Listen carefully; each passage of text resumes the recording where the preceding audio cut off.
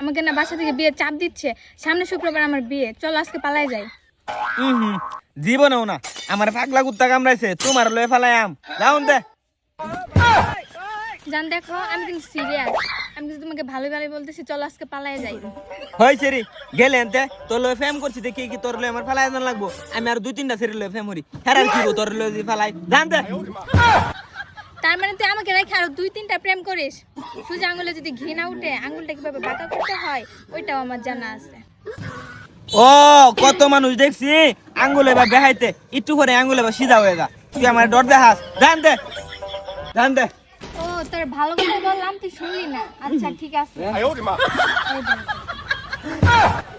দাও কে বল বিয়ে করবি কিনা? হ্যাঁ বল বিয়ে করবি? বিয়া হক তুই করবাম ভালো করে বল, আজকে পালাই যাবি মা? হ্যাঁ তুই কাম কাজী অফিসে কে কাজে উস কে বিয়ে কর। হ্যাঁ এটা মাইয়া না ডাহাত আল্লাহ।